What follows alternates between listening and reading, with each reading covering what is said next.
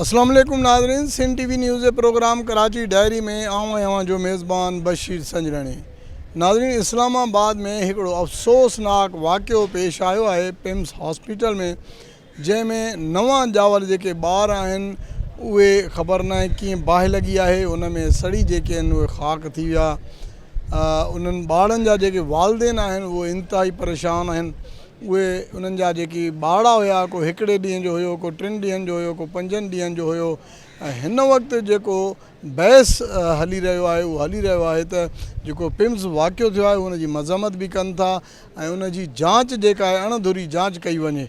ख़ासि करे मुस्तफ़ा कमाल जेको वफ़ाक़ी वज़ीर आहे, 2 हॉस्पिटल जेके आहिनि इस्लामाबाद जूं उहे उन्हनि जे अंडर में आहिनि। पाण अॼु कोशिशि कंदासूं त सिंध सूबे जी विरहांगी ऐं उन सां गॾोगॾु पिम्स हॉस्पिटल में जेको वाक़ियो पेश आयो आहे उन्हनि सां ॻाल्हि ॿोल कयूं। सिंध सूबे जो जेको विरहांगो आहे उन ते बि पाण सिंध असेंबलीअ जे हुकूमती मेंबरनि सां पाण ॻाल्हि ॿोल कंदासूं त सिंध हिकु आहे, हिकु रहंदी। ऐं ख़ासि करे जेसीं ताईं 2/3 मेजॉरिटी जेका आहे नथी थिए तेसीं ताईं आख़िर कीअं सूबे खे विरहायो वेंदो या धार सूबो ठाहियो वेंदो, आख़िर उहे कहिड़ा जेके आहिनि नवां वरी जेके आहिनि कानून जेके आंदा वेंदा ऐं पास थींदा। अचो त पाण सिंध असेंबलीअ में हुकूमती दौर मेंबरनि सां ॻाल्हि ॿोल कयूं था। देखिए, अफसोसनाक वाक़या है, बिल्कुल बहुत अफसोसनाक वाक़या है। जिन माओं के बच्चे गए हैं शायद उन्होंने उनको पूरी तरह से देखा भी नहीं था और वो चले गए हैं। क्रिमिनल नेग्लिजेंस पिम्स की इंतज़ामिया जितनी ज़िम्मेदार है उतनी वज़ारत भी ज़िम्मेदार है कि 2 अस्पताल जो मिनिस्ट्री के अंडर इस्लामाबाद में और उसमें सबसे बड़ा अस्पताल उसका ये हाल कि वो बच्चे जल के राख हो गए, वहाँ स्टाफ मौजूद नहीं था और आज तक कहानियाँ घुमा रहे हैं कि ये ऐसा हो गया, ये हो गया, मुझे आपको पता ही नहीं कि हुआ क्या है। तो लम्हा फ़िक्रिया है। जो लोग सिंध की तकसीम की बातें करते हैं उनसे एक वजारत तो संभल नहीं रही है। वाक़या जब हुआ था तो डेली एमकेएम प्रेस कॉन्फ्रेंस कर रही थी, कभी कहती थी सीएम हटाओ, कभी मेयर हटाओ, अब किसको हटाया जाए? देखिए, ये तो सीधी ज़िम्मेदारी है मुस्तफ़ा कमाल साहब पे, वो मिनिस्टर हैं। देखिए ना, बेचारे वो सेक्रेटरी को तो शीप गोट बना के निकाल दिया गया, बलि का बकरा बनाया गया है और एक तस्दीक आवेज़ रवैया वज़ीर आज़म ने सेक्रेटरी के साथ रखा। असल ज़िम्मेदार तो मुस्तफ़ा कमाल है। मैं पहले दिन से डिमांड कर रही हूँ कि उनके ख़िलाफ़ क्रिमिनल नेग्लिजेंस की एफआईआर भी होनी चाहिए और उनको फौरी तौर पर। कमाल तो कहते हैं भाई अगर मैंने वजारत छोड़ दी 5 दिन के बाद पीपल्स पार्टी खुद मुझे लेकर जाएगी, ऐसा क्या माजरा होगा? नहीं, ऐसा कुछ भी नहीं होगा। देखें, वो वो बातें ना घुमाए कि मैंने अपने आप को एहतिसाब के लिए पेश किया है, इस्तीफ़ा दे और इंक्वायरी का हिस्सा बने। अल्लाह ना करे ये कहीं भी ऐसा वाक़या हो, कहीं भी किसी भी शहर में, किसी भी सूबे में, कहीं पे भी ये वाक़या नहीं हो, क्योंकि छोटी छोटी जानों का मामला था। अपने हर एक के छोटे से लाल का मामला है। कोई 3 घंटे का बच्चा था, कोई 1 दिन का बच्चा था। उन फैमिलीज़ का आप सोचें, आप दर्द सोचें। कोई भी इस चीज़ को भूल ही नहीं सकता। मेरे ख़्याल से APS के बाद अगर कोई ऐसा वाक़या है जिसने हिला दिया है और सारी चीज़ें, वो यही है। इतने छोटे छोटे बच्चों का तो एक्सपेक्ट जो जुलस के मर जाएं, उनका तो कोई वो ही नहीं बनता। इसके ऊपर बात करना भी बहुत तकलीफ़ दे लग रहा है, लेकिन बिल्कुल इसकी ट्रांसपेरेंट इन्वेस्टिगेशन होनी चाहिए। मिनिस्टर को रिज़ाइन करना चाहिए। इतना बड़ा वाक़या हुआ है, इतनी कीमती जानों का नुकसान हुआ है। उन फैमिलीज़ का सोचें जो जिनके घर में 4-4 साल 5-5 साल बाद पहली बार जो है वो औलाद की खुशखबरी मिली होगी और आज देखें उनका वो खुशी जो है वो एक मातम में तब्दील हो गई। इसका कोई, जितनी मैं मज़म्मत करूँ, जितना मैं दिल से इसको वो करें, ये बहुत ही ट्रैजिक इंसिडेंट है। मैं सिंध की शहरी हूँ, मैं सिंध में रहने वाली हूँ, मैं सिंध की बेटी हूँ। मैं तो नहीं चाहती कि इधर तकसीम हो। सिंध के लोग नहीं चाहते तकसीम हो, तो तकसीम कैसे होगी, डिवीज़न कैसे होगा? जो ये मुतालबे कर रहे हैं वो पहले अपने मैंडेट को तो 100% बताएं। उनका मैंडेट ही जब इस तरह का नहीं है, हम मैंडेट लेके 2/3 मेजॉरिटी से बैठे हुए हैं, और कॉन्स्टिट्यूशन ये कहता है कि अगर आपको सूबे बनाने हैं तो एक कॉन्स्टिट्यूशन का तरीका है, आप उसको वो करें। यहाँ इस हाउस से जहाँ से आपको करारदाद मंजूर करानी होती है, यहाँ से करारदाद मंजूर नहीं हुई है। आप करारदाद लेकर आए, हम भी करारदाद लेकर आए हैं, और हमेशा यूनानिमसली भी बहुत बार वो हुआ है कि हम अपने सूबे में तकसीम नहीं चाहते या मज़ीद इसको तकसीम नहीं चाहते। तो आवाज़ लोगों की है, उनके नुमाइंदगी हम कर रहे हैं, और 2/3 मेजॉरिटी है। इसका आइनी तरीका है, आइनी तरीके से सारी चीज़ें होनी चाहिए। जहाँ से आवाज़ उठ रही है पहले वहाँ पे तवज्जो देनी चाहिए। आज एडजर्नमेंट मोशन असांजो सिंध जो सदर निसार कुड़ो साहब असम्बली में पेश कई आहे। उन जे मथां डिबेट्स थींदियूं 3-4 ॾींहं, उन जे मथां 2-2 कलाक रखिया आहिनि।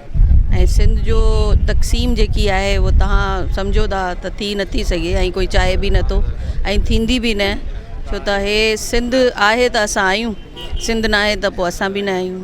इम्स वाक़े खे कीअं पिया ॾिसो? हिकिड़ो अफ़सोसनाक वाक़ियो आहे। जेकॾहिं गुल प्लाज़ा थिए थो त इमकिन रोज़ प्रेस कॉन्फ्रेंसूं करे चवे थी CM को हटाओ, मेयर को हटाओ, हाणे कंहिंखे हटाइजे? हाणे त इख़लाक़ी तौर ते ज़रूरत अगरि हुजे त पोइ मुस्तफ़ा कमाल खे इस्तीफ़ो ॾियणु खपे। ऐं ॾाढो अफ़सोसनाक वाक़ियो थियो हुयो, 14 मासूम ॿार सड़ी विया आहिनि हुते। ऐं छा गफ़लत हुई, महकमे जी गफ़लत हुई या हिन जी पंहिंजी गफ़लत हुई, छो त पाण त नाअहल आहे, फार्म 47 बि आहे, हिन खे ख़बर न आहे त ये वज़ारत कीअं हलाइबी। सॼो ॾींहुं त पंहिंजो सूबे जी रट लॻाए करे, बाक़ी हुन जे तरफ़ हिन जी ध्यानु वधीक आहे। बाक़ी हिन जे पंहिंजो जेको सूबो आहे उहो लावारसी जो शिकार आहे हिन जो। पोइ हाणे हिन जो बिलो द बेल्ट ॻाल्हि बि नथा कयूं हिननि जे लाइ, पर अलाह साईं ॾिसे थो जेका मासूम ॿार आहिनि उन्हनि जा वालदेन आहिनि, उन सां बदतमीज़ी बि कई आहे, एंकर सां बि बदतमीज़ी कई आहे। पोइ इहो ग़लति ॻाल्हि आहे। अगरि पंहिंजी नाअहली आहे, अगरि पाण नथा संभाले सघो त घटि में घटि उन्हनि वालदेननि खे तव्हां सब्र त तलक़ीन था कयो त तव्हां सब्र कयो, असां तव्हां सां गॾु बीठा आहियूं। ऐं गुल प्लाज़ा जेको हुयो उन जे लाइ उहो प्राइवेट प्रॉपर्टी हुई, हीअ गवर्नमेंट प्रॉपर्टी आहे, इहे इन जी ज़िम्मेदारी आहे जेको इहे क़बूल करे। इहो ॾिसो इलाही घणनि सालनि खां इहा शइ हले पई, ऐं इहे थोरे टाइम खां वरी रीलाइफ थी थिए, ऐं हुनखे असेंबली में खणी ईंदा आहिनि त असांखे नओं सूबो खपे, असांखे सिंध तोड़णु था चाहियूं, असां कराची खे अलॻि सूबो ठाहींदासीं, असां सिंध खे तक़सीम कंदासीं। इहा शयूं हलंदियूं रहंदियूं, पर सिंधी माण्हू जेको बि गैरतमंद माण्हू आहे उहा इहा शइ कॾहिं बि एक्सेप्ट कोन कंदो।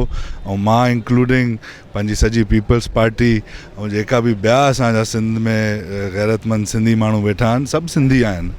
जंहिंखे गैरत हूंदी त उहा शइ कॾहिं बि एक्सेप्ट कोन कंदो, ऐं असां त ख़ासि करे इहा शइ कॾहिं बि एक्सेप्ट कोन कंदासीं, ऐं हुन पुरज़ोर हिन जी मज़म्मत कंदासीं। वारो वाक़ियो थियो हुयो त रोज़ हिते प्रेस कॉन्फ्रेंस हुयूं, भई CM हटाओ, CM हटाओ।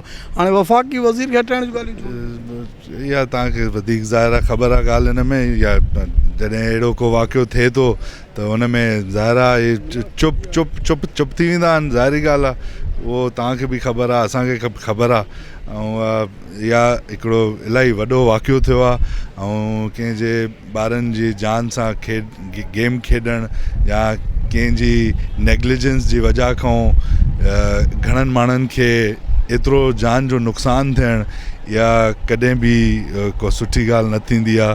ऐं असां न चाहींदासीं त फ्यूचर में अहिड़ी का ॻाल्हि थिए, त हिननि खे पंहिंजे इदारनि खे सेट करिणो खपे, ऐं या सूबनि जी ॻाल्हियूं घटि कनि। जॾहिं हॉस्पिटल जो ख़्यालु कोन था रखी सघनि त सूबनि जी ॻाल्हियूं कीअं विराए करे कीअं कमु कनि। असां हुनजी पुरज़ोर मज़म्मत कयूं था, ऐं तमामु वॾो सानियो थियो आहे। मासूम ॿार शहीद थिया आहिनि, उहे असां सभिनी पाकिस्तान जा ॿार आहिनि। सूबो त अलाए किथां आंदो अथनि, कीअं विराईंदा, असेंबली ठाहींदी, आवाम ठाहींदी। सूबा मुंहिंजे चवण ते या तव्हांजे चवण ते कोन ठही वेंदो। बिस्मिल्लाहिर्रहमानिर्रहीम। बिल्कुलु तव्हां वारी ॻाल्हि, जेको हिकिड़ो अस्पताल खे नथा संभाले सघनि, सूबे जी ॻाल्हियूं था कनि, ऐं इन लाइ जेको आहे सो मिनिस्टर खे इस्तीफ़ा ॾियणु खपे। सेक्रेटरी जी सिर्फ़ु क़ुर्बानी न, हिन ते इंक्वायरी विहणु खपे, ऐं बिल्कुलु हेल्थ मिनिस्टर खे इस्तीफ़ा ॾियणु खपे। ॾिसो वॾो अफ़सोसनाक वाक़ियो आहे जेको इस्लामाबाद में थियो आहे, जंहिंमें 14 ॿार पंहिंजी जान विञाए वेठा आहिनि, ऐं बिल्कुलु नाअहली आहे, कोताही आहे। ऐं सियासी तौर ते त ज़िम्मेदारी जेका आहे उहा वफ़ाक़ी वज़ीर खे खणणु खपे, वफ़ाक़ी हुकूमत खे खणणु खपे। ऐं इंक्वायरी थिए पई, ॾिसो हुन जो जेको बि रिज़ल्ट निकिरे, पर बहरहाल आहे नाहेली आहे। ऐं कमाल मुस्तफ़ा ॻाल्हियूं त वॾियूं कंदो आहे, सिंध जे विरहाङे जी ॻाल्हि थो करे, कॾहिं कुझु थो चए, पहिरियों पंहिंजो खातो संभाले पोइ वरी ॿी ॻाल्हि करे अॻिते। न जी, इहो तमामु वॾो वाक़ियो आहे ऐं वॾो हिकिड़ो दर्दनाक वाक़ियो आहे। हिन जी इन्वेस्टिगेशन थियणी खपे ऐं अल्लाह ताला उन फैमिलीज़ खे सब्र ॾे, ऐं ख़ासि तौर ते जेके माण्हू हिन में आहिनि, इहो पूरो सिलसिलो थियो आहे, उन्हनि माण्हुनि खे ज़रूरु सज़ा बि अचणी खपे जीअं ॿीहर अहिड़ो वाक़ियो न थी सघे। बाक़ी सूबनि जी ॻाल्हि तव्हां ॾिसो था पिया, जेको बि इहे ॻाल्हि करनि था, हमेशह इहे ॻाल्हियूं पहिरियों दफ़ो न थियूं आहिनि, पहिरियों बि इहो सर्फिस थियूं आहिनि ॻाल्हियूं, हमेशह असां उनखे एलिमिनेट कयो आहे। सिंध जी अवाम, पाकिस्तान पीपल्स पार्टी इन्हनि ॻाल्हियुनि खे फेस बि कयो आहे ऐं इन ॻाल्हियुनि खे एलिमिनेट बि कयो आहे। हाणे बि तव्हां ॾिसो था त असां पंहिंजी असेंबली में अर्जेंट मोशन आने करे उन ते डेलिब्रेशन्स बि कंदासीं ऐं अॻियां बि हिकिड़ो प्लान ठाहियो। ऑब्वियसली इहा शइ न थींदी, जेको इहे हिसा थियण जूं ॻाल्हियूं, इहे सिंध सां ज़्यादतियूं करण जूं ॻाल्हियूं, इहे थींदियूं रहियूं आहिनि माज़ी में बि, ठीकु आहे। ऐं अहिड़ा असां असेंबलियुनि में, असां पंहिंजे माण्हुनि में, पंहिंजी अवाम में हमेशह अहिड़नि तरकीबनि खे फेल बि कयो आहे, रद्द बि कयो आहे, ऐं हाणे बि तव्हां ॾिसो उअं ई थींदो। सही, मुस्तफ़ा कमाल जी परफॉर्मेंस ते सवालिया निशान आहिनि ऐं हुन जा बयानात तज़ाद आहिनि। हू ॾिसंदव तव्हां कीअं ॻाल्हाईंदा आहिनि, जेके मरीज़ आहिनि, जंहिंजे इंतकाल थियल आहे, उनजे पेरेंट्स सां कीअं ॻाल्हाइण बोल आहे। ऐं मां सम्झो त 2 हॉस्पिटल आहिनि इस्लामाबाद में जेके हिन जे अंडर में थी अचे, ministry of national health affairs में थी अचे, ऐं उहे बि नथा संभाले सघनि। वरी उहो सूबो खपे, एडमिनिस्ट्रेटिव यूनिट खपे, हिते अचनि था पंहिंजी महाजर क़ौमी मूवमेंट खे उन्हनि खे उकसाइनि था। इहो ग़लति नज़रियो आहे। पाकिस्तान इन लाइ न ठहियो, तोड़ण लाइ न ठहियो। सिंध सूबो हमेशह हिकु ई आहे, हिकु ई रहंदो। 1943 में जे रेज़ोल्यूशन पास कई आहे मुल्क जे लाइ, त असां सभई गॾु थियूं ऐं उन खे तव्हां तुरनि जी ॻाल्हि था कयो, क़ाबिल क़बूल न हूंदो कंहिं बि सिंधी माण्हू खे। हा, ॾिसो, मुस्तफ़ा कमाल असल में MQM जी बाक़िया चइजे या उहो छुटल कारतूस चइजे, जेको वक़्तनि फ़वक़्तनि जो फ़साद फैलाईंदो रहंदो आहे। सभिनी खां पहिरीं त इहा ॻाल्हि आहे त ही MQM जी उहा बाक़ियात आहे जिन्हनि खे पंहिंजी सियासत खे ज़िंदा रखण जे लाइ अहिड़े क़िस्म जूं ॻाल्हियूं करणियूं पवनि थियूं। ऐं बाक़ी रही ॻाल्हि सिंध सूबे खे विराइण जी, त हाणे उहा उन्हनि जी भुल आहे। ऐं सिर्फ़ु प्रेस कॉन्फ्रेंस करण ऐं हर वक़्तु मीडिया में अहिड़े क़िस्म जो इंतिशार फैलाए को सूबा कोन ठहींदा आहिनि। आइन में उन जो तरीक़ेकार वाज़े थियल आहे। उन जे लाइ असां अॼु बि सिंध असेंबली में हिकिड़ी ज़ाहिर सिंध जो अवाम रेजिस्ट कंदो, असां पूरी तरह रेजिस्ट कंदासीं। त सिंध असेंबली में अॼु बि एडजमेंट मोशन पेश कयो आहे। असां सिंध जो हक़ अदा कंदासीं ऐं असां हिन ते भरपूर असांजो मौक़िफ़ हूंदो। मंडे ते हिननि ते डिबेट थींदी। वॾो अफ़सोसनाक वाक़ियो थियो आहे। नंढड़ा ॿार, इहो त उन्हनि खे गुज़रदी हूंदी जंहिंजा इहे ॿार हुया, अलाह उन्हनि खे सब्र ॾे। ऐं ॾाढो अफ़सोसनाक वाक़ियो आहे। मुंहिंजे ख़्याल मुस्तफ़ा कमाल सूबे जी ॻाल्हि करे थो त पंहिंजी मिनिस्ट्री संभाले कोन पियो सघे। मिनिस्ट्री में जेके तव्हांजे जेके जुडिशन में सिर्फ़ु 6 हॉस्पिटल टोटल आहिनि, 2 इस्लामाबाद में, तव्हां उनखे संभाले कोन था सघो। सूबनि जी ॻाल्हि था करियो, कराची जा जेको हाल तव्हां कया उहो कंहिंखां लिखियल कोन आहिनि, त सम्झूं था त उहो सिर्फ़ु उन्हनि जी सियासत ई हाणे न थिया, उन्हनि जी सर्वाइव न थिया। MQM हाणे वेंट ते अची विया, वेंटिलेटर ते अची विया। उनखे सर्वाइव करण जे लाइ सोचो खपे, जेको छो छॾीनि था। सो सिंध जो माण्हू जेको आहे उहो कॾहिं क़बूल न कंदो सिंध जी विरासत ते। को बि सिंध जेको सिंध में रहे थो, सिंधू जो पाणी पीए थो, उन ते को बि कंप्रोमाइज़ न कंदो उन ते।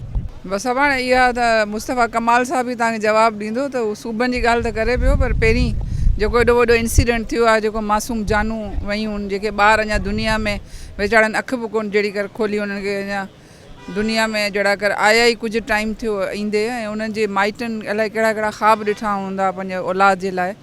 इहो हिकिड़ो वॾो सानियो आहे। इलाही तकलीफ़, असांखे दिली तकलीफ़ थी आहे हिन ॻाल्हि जे लाइ। ऐं मुस्तफ़ा कमाल साहब खे पहिरीं ज़ाहिर जेका हुनजी ड्यूटी आहे या जेको हुनजो फ़र्ज़ु आहे, पहिरीं हुनखे पूरो करे, सूबनि जी ॻाल्हि त पोइ थींदी। ऐं असांजो पीपल्स पार्टी जो चिटो मौक़िफ़ आहे, सिंध ते न कॾहिं पीपल्स पार्टी सौदो कयो आहे, न कॾहिं कंदी। ऐं जेके बि इहे शयूं सोचनि था उहे पंहिंजे अमकनि जे हुन में रहनि था। जेसिताईं शहीद बीबी जो हिकिड़ो बि कारकुन ज़िंदा आहे, असांखे पक आहे त इंशाअल्लाह सिंध विराइण जी को सोचे बि नथो सघे। असां हमेशह पाकिस्तान पीपल्स पार्टी सिंध जी हर मुआज़ ते हिफ़ाज़त कई आहे ऐं कंदासीं। असां शहीद बीबी जा जियाला, हिन सिंध धरती जा सचा सबूत इंशाअल्लाह जेसिताईं जीअर आहियूं, इहो कोई बि पंहिंजे ज़हन में न रखे त सिंध खे कॾहिं बि ॿिनि हिसनि में विराए सघंदा। बिस्मिल्लाह, सबसे पहले तो ये जो पिम्स के अंदर जो वाक़या हुआ है उसके अंदर मैं आपको एक चीज़ बताता सुनो कि 14 बच्चे नहीं हैं, 40 से ज़्यादा बच्चे हैं। 14 वो बच्चे जो आइडेंटिफाई हुए हैं, ठीक है, और ये वफाकी इदारों की रिपोर्ट है, मैं आपको बता रहा हूँ। दूसरी बात ये है कि जो कहते हैं कि हम जो है ना वो हमें सूबा जो सिंध का या कराची सूबा नया बनेगा, उनसे ये 2 हॉस्पिटल संभले नहीं उनकी वजारत में, तो क्या इतना बड़ा वो सूबा फिर संभाल सकते हैं? बिल्कुल भी नहीं। एक तरीक़ेकार मौजूद है आइन के अंदर सूबा बनाने का, उसके हिसाब से सूबे बन सकते हैं। ये आइन के अंदर चीज़ें दर्ज है, ना आपकी ख्वाहिश पे ना मेरी ख्वाहिश पे, इस तरीके से सूबे नहीं बनेंगे बिल्कुल भी। लेकिन ये जो फार्म 47 की जो हुकूमत है वो उसके ऊपर जो है सूबे अगर बनेंगे तो ये पॉसिबिलिटी नहीं है, क्योंकि ये आवाम के मुंतखब नुमाइंदे नहीं है, ये फार्म 47 पे आए हुए लोग हैं। हम इस चीज़ को बिल्कुल भी नहीं मानते। नहीं, बिल्कुल देखिए, लास्ट टाइम पे जो सिंध असम्बली में रेजोल्यूशन हुई थी, जो करारदाद मुत्तफ़िका तौर पे जो है वो सिंध गवर्नमेंट ने उसको रिजेक्ट कर दी थी कि बिल्कुल इसके ऊपर सूबे नहीं बनने चाहिए, क्योंकि ज़ाहिर मेजोरिटी में यहाँ पर पीपल्स पार्टी की गवर्नमेंट, इनकी पूरी ज़्यादा सीटें हैं, या फिर हमने भी इसके ऊपर इनका साथ दिया था उस टाइम पर। लेकिन अभी ज़बरदस्ती अगर आप सूबे बनाने की बात करें, देखिए सूबे का जो हक़ है वो सिंध की आवाम का है। सिंध की आवाम चाहेगी, वो अपने मर्ज़ी के जो बंदे असम्बली के अंदर चुन के भेजे हुए हैं ये MPs चाहेंगे, लेकिन ये जो करारदाद है 6 से 7 करारदाद इस हुकूमत के अंदर रिजेक्ट हो चुकी है। तो फिर आप क्या लगता है कि अगर ज़बरदस्ती को सूबे बनेंगे इस तरीके से, जो तरीक़ेकार आइन के हिसाब से उसी तरीके से बनेंगे, अदरवाइज ज़बरदस्ती नहीं बनेंगे। MPs सजाद अली सुमर और PS 106 लियारी से। देखिए, दुनिया में तो हमेशा ये होता रहा है कि ये फायर सेफ्टी हर जगह पे दुनिया में मैं समझता हूँ कहीं भी आप चले, छोटी छोटी कंट्री में भी चले जाएं, जैसे साउथ ये अपना सिंगापुर चले जाएं, एक छोटा सा है, देखिए उसमें 34 किलोमीटर उसका पूरा सराउंडिंग एरिया है, लेकिन वहाँ पर अगर बर्फ़ का भी घर बना हो तो वहाँ पर ये जो फायर सेफ्टी लाजमी होता है। ये तो इनकी नाअहली है, बहुत बड़ी नाअहली है। मासूम बच्चे हैं भी, पता नहीं कितने होंगे, ज़्यादा ही है, ये तो 50 के करीब बोल रहे हैं, ये तो बता रहे हैं। जहाँ जो इंतहाई जो नर्सरी होता है, बच्चे जब पैदा होते हैं उसको ले जाया जाता है, 24 घंटे रखते हैं कि उसके अंदर कोई खुदा न खास्ता कोई बीमारी या कोई चीज़ हो, डायग्नोस करके उसकी उसी तरीके से ट्रीटमेंट होता है। ये तो मासूम बच्चे थे, ये तो भाग तो नहीं सकते थे। ये तो एक होता है ना, कहाँ जाए एडल्ट हो वो तो कहीं आग लगी हो कुछ हो भाग सकते हैं ना, ये तो मासूम दुनिया में अभी आए ही नहीं थे, 2 घंटे भी नहीं हुए और ये जो है ना नाअहली के शिकार हो गए। इनको तो शर्म आनी चाहिए, जो ज़िम्मेदारान हैं उनको तो फौरी इस्तीफ़ा दे देना चाहिए, सियासी स्कोरिंग नहीं करना चाहिए। ये मुनाफिक लोग हैं, ये तो वो करते हैं, नॉन इश्यूज़ में हमेशा बात करते हैं। ये तो हुआ एक वाक़या हुआ है मासूम बच्चों के, और बातें तो ऐसी करते हैं कि मुझसे जो बातें की जाए तो पूरा के पूरा जो है ना, ये सिंध को भी ऐसे हड़प करके चले जाते हैं, ये कोई जैसे कोई हलवा हो। और यहाँ पर नाहल लोग हैं जहाँ पर इनकी बहुत बड़ी नाहली है, ये उनको तो फौरी इस्तीफ़ा देना चाहिए, ये तो उनको शर्म आनी चाहिए। मुस्तफ़ा कमाल बातों का बादशाह है, हम बहुत सारी चीज़ें हम वो मिसाल नहीं देना चाहते हैं, ये मीडिया है तो अरे इस जैसा नाइल आदमी देखिए, ये पहले भी जब हुआ था बोल्डन मार्केट कितना बड़ा हादसा हुआ है, इसका काम ही ये हादसाती लीडर है। किसी का था कमालो था, इधर सैयद मुस्तफ़ा कमालो मुस्तफ़ा हो गया। अब छोड़ें इनकी ये बातें, ये तो इधर यहाँ पर बातें तो ऐसे करते हैं जैसे ये मुल्क ही इन्होंने बनाया। अरे भाई हम सिंध में रह रहे हैं, सिंध हमारा है, ये धरती हमारा है। आप अगर लखनऊ वहाँ से दिल्ली से आए तो आपका मुल्क भी वही है। आप हमें छोड़ो यार, हम आपकी जो है ना इतना मेहमानदारी कर रहे हैं और आप हमें उल्टा ठोक रहे हो, और वहाँ पर किसी और के आलाकार बने और कभी कहते हो कि सिंध की तकसीम करो। कुछ शर्म करो यार, ये शर्म भी कोई मकाम होता है यार। ॾिसो हिकिड़ी अस्पताल नथा संभाले सघनि फेडरल में, ऐं मां नाराज़ न थिए, मुस्तफ़ा कमाल साहब जज़्बाती ॾाढो थी थो वञे। पहिरीं पाण जा डिपार्टमेंट खे सुधारे, सूबो त पोइ हैंडल कंदो न। हेॾो सारो वाक़ियो थियो आहे, हेॾे सारे मिंट हिन महिल ताईं छा थियो आहे, कुझु बि कोन करे सघियो आहे। मुंहिंजे तरह बहितर आहे त पंहिंजो पहिरीं पाण खे सुधारे पोइ सूबे ॾिया। अदा असां खे टफ टाइम ॾियण वारो अलाह जी ज़ात वेठी आहे, उहो पार्टी लीडरशिप जीअं चवंदी टफ टाइम त ॾिठो अथऊं सॼी ज़िंदगी। ॾिसो ॻाल्हियूं वॾियूं करणु सवलियूं आहिनि, ऐं 18 अमेंडमेंट खां पोइ डेवल्यूशन ऑफ पावर्स थी वियो आहे, ऐं हाणे सूबनि वटि हेल्थ जो शोबो अची वियो आहे। वफ़ाक़ वटि अगरि 1-2 अस्पतालूं आहिनि ऐं नथा संभाले सघनि, स्पेशली मुस्तफ़ा कमाल साहब, त इहा त इंतिहाई शर्मनाक ॻाल्हि आहे। हुनखे पहिरीं ॾींहुं इस्तीफ़ा ॾेई ऐं पंहिंजे पाण खे आवाम जे साम्हूं पेश करे आहे। ऐं जेको पिम्स जी संधी एडमिनिस्ट्रेशन आहे, सेक्रेटरी हेल्थ खे त छॾे ॾियो, जेको पिम्स जी संधी एडमिनिस्ट्रेशन आहे इमीडिएट उन्हनि ते इंक्वायरी वेरी न आहे, उनखे टर्मिनेट कंदा सर्विस मां। ऐं असां अॼु बि दुआ घुराई आहे संद असेंबली में, जेके ॿारड़ा हिन दुनिया मां आउं त शहीद चंदुसि ऐं हूअं ई फ़रिश्ता हुआ, त अलाह सी उन्हनि खे जन्नत में त हूअं ई जाइ ॾींदो ऐं हुननि जे वसीले ॿियनि खे सुकून ॾींदो ज़िंदगीनि में। तव्हां इन शइ जो अंदाज़ो लॻाए सघो था, हिकिड़ो इंसान जी ज़िंदगी सभ खां वधीक क़ीमती ऐं मासूम जानियूं जेके जंहिं दुनिया अञा ॾिठी ई कान, एॾी लापरवाही बाद में वरी तव्हां मीडिया जे दोस्तनि सां जहिड़े गुफ़्तगू ऐं जहिड़े अंदाज़ सां ऐं जेके लवाहकीन हुआ उन्हनि सां जंहिं तरीक़े सां हुन जो अंदाज़े बयां हुओ, उहो हिकिड़ो नामुनासिब ऐं हिकिड़ो मां सम्झां थो त जाहिलाना रवैयो हुयो। अहिड़े क़िस्म जा माण्हू जॾहिं बि कंहिं क़ौम जे मथां मसलत कया वञनि त उन क़ौम जो उते ई नुक़सानु ऐं उन्हनि जे लाइ मां सम्झां थो उहो ई वॾो हिकिड़ो सान्यो आहे। सो मुस्तफ़ा कमाल हिकिड़ो मुंहिंजे नज़र में बेहूदा माण्हू आहे, जंहिंखे ॻाल्हाइण जो ढंग कोन्हे को, जंहिंखे तरीक़ेकार कोन्हे को, उन जे बयानात खे असीं त कॾहिं संजीदगी सां नाहे वरितो, पर सूबे सिंध जे अवाम जेको आहे उहो बाशऊर ऐं अकुलमंद ऐं वॾे दानिश्वराणा हिकिड़ो सूबो आहे असांजो। असां पंहिंजे सिंध सूबे जे हवाले खां मां सम्झां थो सूबे सिंध में रहंदड़ हर उहो बासी जेको कंहिं बि क़िस्म जे प्रेशर, कंहिं बि क़िस्म जे नुक़सान जो जाइज़ो करण जे बावजूद बि सिंध ते कंप्रोमाइज़ नथो करे सघे। सो सिंध तारीख़ी सूबो आहे, पाकिस्तान खे ठाहिण वारी जेका सूबो आहे उहो सिंध आहे।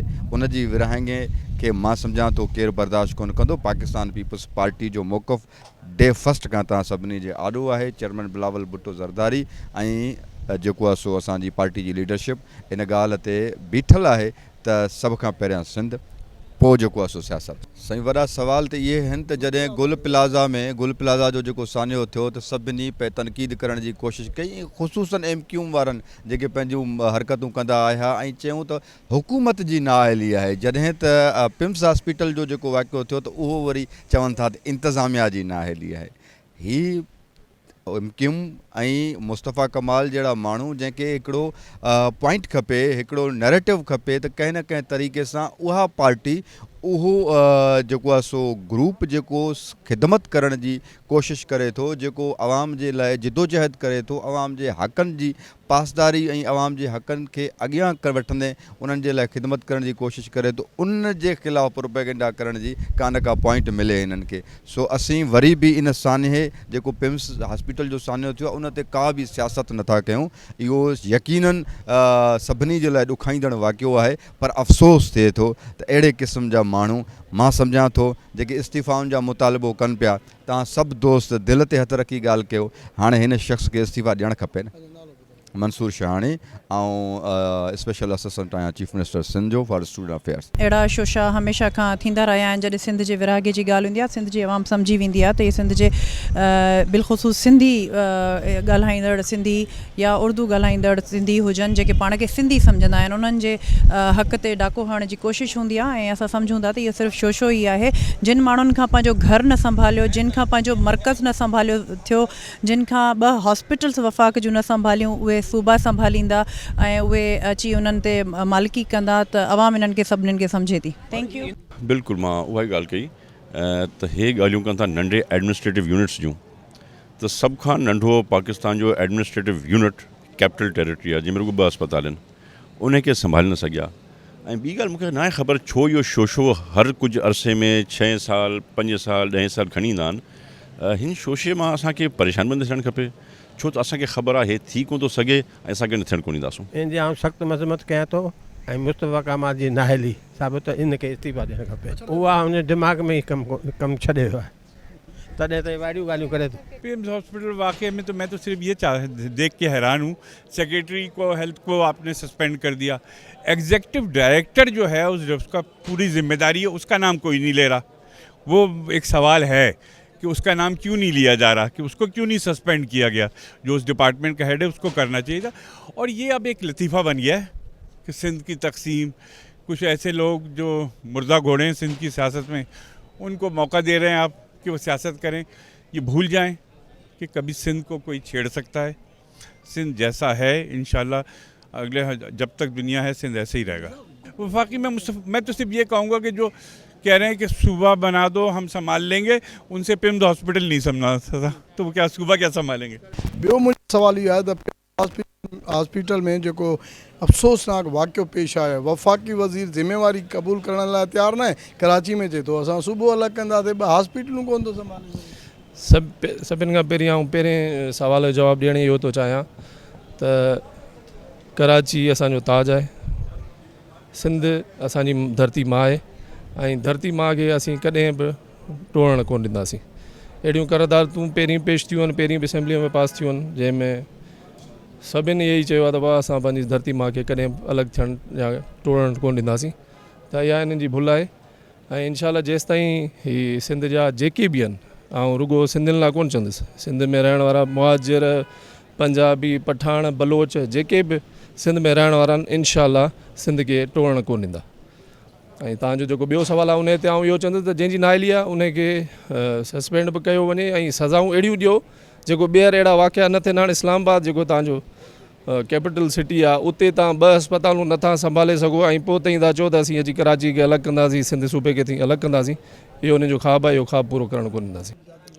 बात ये है कि ये MQM हो गई है या दीगर जो लोग चाह रहे हैं सुबह की बातें, ये अपनी नाअहली छुपाने के लिए लोगों का ज़हन इस तरफ डाइवर्ट कर रहे हैं सुबह के उस पे नाम पे।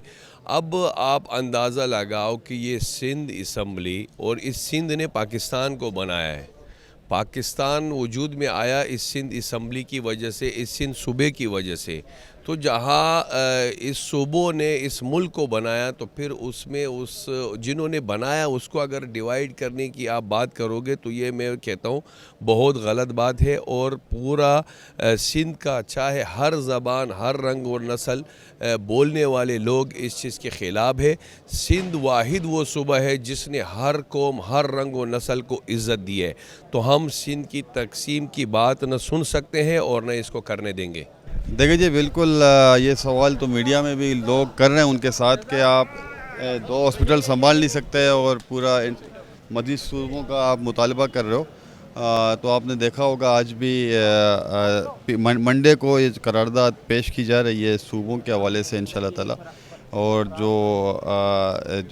जो ये कह रहे हैं कि नए सूबे बनाए जाएँ और सिंध में जो पार्लियामेंट में जो लोग मौजूद हैं सिंध असम्बली में, वो भारी अक्सरियत से उस करारदाद को पास करेंगे कि सूबों के मुखालफत में जो लोग हैं, जो अक्सरियत हमारी है सिंध असम्बली में, जो सूबों की मुखालफत में, तो इंशाल्लाह ताला हम सूबे सिंध की असम्बली से करारदाद पेश करके उनको मैसेज देंगे कि सिंध बिल्कुल तैयार नहीं है और सिंध में को तकसीम करने की जो बातें कर रहे हैं वो पहले पार्लियामेंट में अपनी अक्सरियत को ज़ाहिर करें, तो उसके बाद सूबे का मुतालबा करें। क्योंकि आइन के आर्टिकल 239(4) के मुताबिक सूबों का इख्तियार, नए सूबे बनाने का इख्तियार सिर्फ पार्लियामेंट के पास है और किसी के पास नहीं है। ऐसे मीडिया में बयान देने से, इस तरह की तकरीरें करने से सूबा नहीं बनते। सूबे पार्लियामेंट में आए, अगर किसी के पास तजावीज़ है पार्लियामेंट में आए, बहस करें, उसको मंजूरी अपना पार्लियामेंट में भी हो, सेनेट में भी हो, सूबे की असम्बलियों से भी हो। जी बिल्कुल, कराची डायरीअ में अॼु सिंध असम्बलीअ में पाण मौजूदु हुआसीं, जिते हुकूमती धुर मेंबरनि सां गॾु हिकिड़ो जेको आहे मुखालिफ़ धुर मेंबर PTI जो बि हुयो, पाण उन्हनि सां बि ॻाल्हि ॿोल कयोसीं।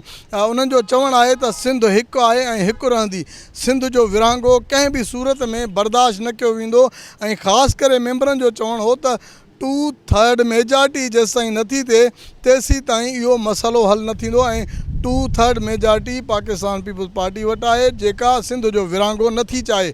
जॾहिं त उन्हनि मेंबरनि जो इहो बि चवणु हो त पिम्स वाक़ियो जेको पेश आयो आहे अफ़सोसनाक वाक़ियो आहे, हू उन जी मज़म्मत कनि था पिया ऐं ख़ासि करे उन वाक़े में जेके मासूम ॿारड़ा जेके फ़ौत थी विया आहिनि, को हिकिड़े ॾींहं जो हुयो, को 2 ॾींहंनि 3 ॾींहंनि जो हुयो, उन्हनि में हू ॾुखारा आहिनि, उन्हनि जे ॾुख में बराबरि जा शरीक आहिनि उन्हनि जे वालदेन सां गॾु।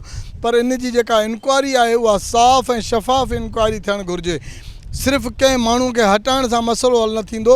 इन जी इंक्वायरी मुस्तफ़ा कमाल वफ़ाक़ी वज़ीर आहे उन खां शुरूआत कई वञे वफ़ाक़ी वज़ीर कराचीअ में जॾहिं अचे थो त सिंध सूबे जे विरहाङे जी ॻाल्हि करे थो ऐं उन खां 2 इस्लामाबाद जूं इस्पतालूं हली नथियूं सघनि, जेको इस्पतालूं बि नथो हलाए सघे उहे पूरी सिंध खे हलाईंदो, इहो शायदि उनजो ख़्याली पुलाउ आहे। उन्हनि जो इहो बि चवणो हो त हिन वाक़े जी मज़म्मत बि कनि था ऐं उन्हनि वारसनि सां ॾुख में बराबरि जा शरीक बि आहिनि। जॾहिं त मेंबरनि जो इहो बि चवणो त सूमर वारे ॾींहुं इन ते हिकु भेरो ॿीहर जेको आहे सो ॻाल्हि ॿोल थींदी या करारदाद हिकु भेरो ॿीहर बि ईंदी ऐं मोल घोड़ो आहे, उन मोल घोड़े खे जीआरण जी कोशिशि कई पई वञे, पर उहो हमेशह जे लाइ दफ़न कयो वेंदो त जीअं सिंध सूबे जी को ॻाल्हि न करे, सिंध हिकु आहे, हिकु रहंदी ऐं सिंध असांजी माउ आहे। भली उहो उर्दू ॻाल्हाईंदड़ हुजे, भली ॿी ॿोली ॻाल्हाईंदड़ हुजे, कराचीअ में रहे थो, उहे सभु उनखे ओन कनि था ऐं पंहिंजी धरती सम्झनि था।